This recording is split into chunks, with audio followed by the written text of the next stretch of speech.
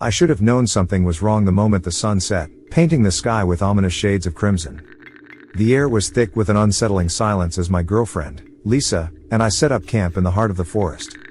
The trees loomed over us like ancient sentinels, their gnarled branches clawing at the sky. We had chosen this secluded spot for a weekend getaway, eager to escape the stress of our city lives. Little did we know, our retreat would become a nightmarish fight for survival. As we finished pitching the tent, Lisa nudged me playfully. "Look, the moon's coming up," she said, pointing to the horizon. I followed her gaze and felt a chill run down my spine. It wasn't just any full moon, it was a blood moon, glowing a deep, sinister red. We had no idea it was tonight. But, trying to shake off the unease, I forced a smile. "Perfect night for some ghost stories," I joked, earning a light laugh from Lisa. We settled around the campfire, its flickering flames casting eerie shadows on the trees around us. As the night deepened, the forest seemed to grow quieter, the usual symphony of nocturnal creatures eerily absent. We had just started roasting marshmallows when we heard it, a distant, rhythmic chanting. Lisa and I exchanged puzzled glances. "Do you hear that?" she whispered, her eyes wide with curiosity and fear. I nodded, my heart beginning to pound in my chest. The chanting grew louder, more insistent, as if calling out to something in the darkness. "Let's check it out," I suggested, trying to sound braver than I felt. Leaving the safety of our campfire, we ventured into the woods, the light of the blood moon casting an eerie glow on the path ahead. The chanting was hypnotic, drawing us deeper into the forest. As we walked, the trees seemed to close in on us, their shadows twisting and contorting in the moonlight. After what felt like an eternity, we stumbled upon a clearing. My blood ran cold at the sight before us. A group of robed figures stood in a circle around a stone altar, their faces obscured by hoods. The leader, holding a large, ancient-looking book, chanted in a language I couldn't understand. On the altar, I saw symbols etched in what looked like blood. I grabbed Lisa's hand, intending to pull her back, but it was too late. One of the cultists spotted us and let out a guttural cry. The chanting stopped abruptly, and all eyes turned towards us. Panic surged through me as the cultists started advancing. "Run!" I shouted, yanking Lisa's hand. We sprinted back towards our camp, the cultists' footsteps pounding behind us. The forest seemed to conspire against us, roots and branches tripping us at every turn. We burst into the clearing where our tent was set up, but it was already too late. The cultists surrounded us, their eyes glowing with a malevolent hunger in the moonlight. Lisa clung to me, her breath coming in ragged gasps. "What do they want with us?" she cried, her voice trembling. I had no answer, only the sickening realization that we were caught in something far beyond our understanding. The cult leader stepped forward, lowering his hood to reveal a gaunt, pale face. He smiled, a chilling, predatory smile that made my skin crawl. "You have stumbled upon the blood moon ritual," he intoned, his voice echoing with dark power. "And for that, you must pay the price." Two cultists seized us, dragging us toward the altar. I struggled, but their grip was ironclad. The leader raised his hands, chanting louder now, invoking something ancient and evil. Lisa's screams echoed through the night as the ritual began, and I knew we had to escape before it was too late. But as the blood moon shone down upon us, I felt a dark force stirring, a presence that made the very air vibrate with malice. We were running out of time. And if we didn't find a way to break free, we would be the next victims of the blood moon ritual. The cold stone of the altar pressed against my back as the cultists bound my wrists and ankles with rough, scratchy ropes. Lisa was tied up beside me, her eyes wide with terror. The leader continued his chant, the words growing louder and more frantic. The blood moon overhead seemed to pulse in rhythm with his incantations, casting an eerie glow on the ritual scene. My mind raced, desperate for a way out. The cultists were too numerous and too strong for us to overpower them. We needed a distraction, something to give us a chance to escape. As I struggled against my bonds, I noticed something glinting in the moonlight just beyond the altar. It was a small, ornate dagger, likely part of the ritual tools. I glanced at Lisa and whispered urgently, "If we can reach that dagger, we might have a chance." She nodded, her expression determined despite her fear. The chanting reached a fever pitch, and the leader raised his hands high, the ancient book glowing with an unholy light. Just as he was about to bring his hands down, the earth beneath us trembled. The cultists stumbled, their concentration broken for a moment. It was the opportunity we needed. "Now!" I shouted to Lisa. Summoning all my strength, I wriggled my wrists free of the ropes. I grabbed the dagger and cut through Lisa's bonds as quickly as I could. The cultists, regaining their footing, lunged at us, but we were already moving. We sprinted towards the edge of the clearing, dodging grasping hands and muttered curses. The forest seemed alive, branches whipping at us as if trying to hold us back. The blood moon's light flickered ominously, casting shifting shadows that played tricks on our eyes. Just when it seemed we might make it, Lisa tripped over a hidden root, falling hard to the ground. I skidded to a stop and turned back, but a cultist was already upon her, his hand outstretched. Without thinking, I hurled the dagger. It struck the cultist's shoulder, and he howled in pain, giving Lisa just enough time to scramble to her feet. We continued our frantic escape, the sounds of pursuit growing fainter. Finally, we burst out of the dense woods and stumbled onto a dirt road. Gasping for breath, we kept running, the adrenaline coursing through our veins. Eventually, we reached a small, abandoned cabin.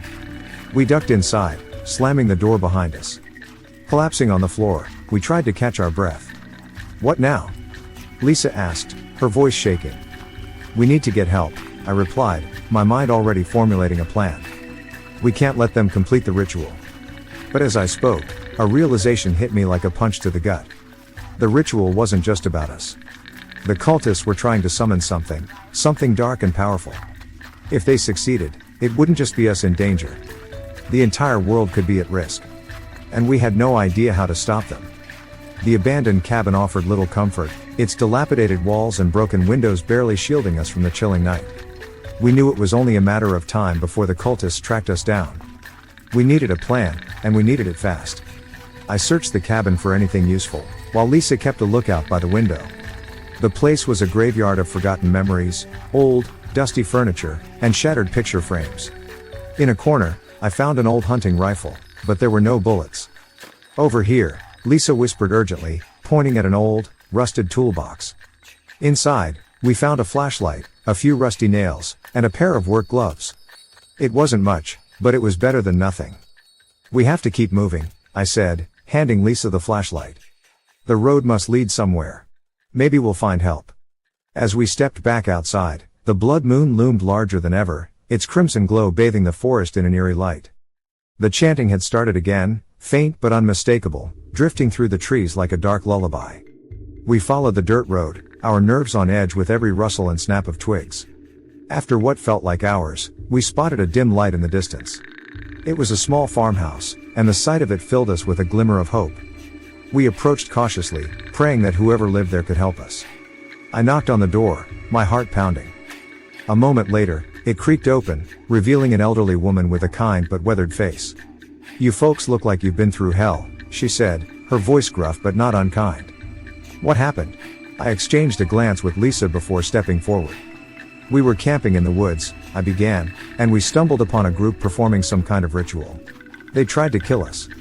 The old woman's eyes narrowed. "Ritual, you say? In these parts?" She scratched her head, looking troubled. "Ain't heard of no rituals around here, but this place does have its share of strange happenings." We told her everything, from the chanting to the portal and the amulet. As we spoke, the old woman's expression shifted from skepticism to concern. "Sounds like you ran into something real bad," she muttered. "Real bad indeed. Do you know anything about it?" Lisa asked, her voice trembling. The old woman shook her head. "Can't say I do, but there's a woman in town who might. Name's Agnes. She knows about the old ways, the dark things that lurk in these woods. If anyone can help you, it's her." She gave us directions to Agnes's house, and after thanking her, we set off once more. The town was small and sleepy, with a few scattered houses and a single main street. Agnes's house was at the end of a gravel path, an old, weathered cottage surrounded by overgrown shrubs. We knocked on the door, and after a moment, it creaked open. An elderly woman with sharp, intelligent eyes peered out at us. "Can I help you?" she asked, her voice surprisingly strong for her age. "We were sent by the woman at the gas station," I said quickly. "We encountered something terrible in the woods." Agnes studied us for a moment before nodding. "Come in," she said, stepping aside. "Tell me everything." We recounted our ordeal once more, and as we spoke, Agnes's expression grew more serious. When we finished, she sat back in her chair, deep in thought. "You encountered the Blood Moon cult," she said finally. "I thought they were long gone." You know about them? Lisa asked, leaning forward. Agnes nodded. They're ancient, as old as the woods themselves. They seek to summon a dark force, one that could destroy everything if unleashed. You did well to disrupt their ritual, but the danger is far from over. How do we stop them for good? I asked, feeling a glimmer of hope. There is a way, Agnes said slowly. But it is dangerous. The amulet you have can protect you, but you must perform a counter-ritual during the next blood moon. It will banish the dark force forever, but the cult will stop at nothing to prevent you from succeeding. We exchanged a look, the gravity of her words sinking in. We'll do it, Lisa said firmly. Whatever it takes. Agnes nodded, a look of respect in her eyes. Very well. I will help you prepare. But be warned, the cult will come for you. And this time, they will be even more determined to succeed. As we left Agnes's house, a sense of determination settled over us. We had a chance to stop the darkness for good, but the road ahead would be perilous. The next blood moon was only weeks away, and we had to be ready. The weeks leading up to the next blood moon were filled with preparation and anxiety. Agnes taught us the counter-ritual, a complex series of incantations and symbols that would seal the dark force away forever. She also helped us strengthen the protective power of the amulet, using ancient herbs and rituals to enhance its magic. We stayed hidden, moving from place to place to avoid detection by the cult. Despite our precautions, there were close calls, strange figures lurking in the shadows, whispers in the night. The cult was relentless, and we knew they were closing in. Finally, the night of the blood moon arrived. The sky was once again painted with ominous shades of crimson as the full moon rose, its sinister glow casting an eerie light over the forest. We made our way to the clearing where it had all begun, our hearts pounding with a mix of fear and determination. Agnes had insisted on coming with us, despite her age. You'll need all the help you can get, she had said, her eyes fierce with resolve. We couldn't argue with that. As we approached the clearing, the familiar sound of chanting filled the air. The cultists were already there, gathered around the altar, their eyes glowing with a malevolent light. The leader stood at the center, his gaunt face twisted with rage as he spotted us. Fools, he spat. You cannot stop the darkness. It is inevitable. We'll see about that, I said, stepping forward with the amulet in hand. Lisa and Agnes flanked me, their faces set with determination. The cultists surged forward, but Agnes raised her hands, chanting an incantation that created a shimmering barrier around us. The cultists recoiled, unable to breach the protective shield. Now! Agnes shouted. Begin the ritual. Lisa and I knelt beside the altar, the ancient book of counter-rituals open before us. We began to chant, our voices steady despite the terror clawing at our hearts.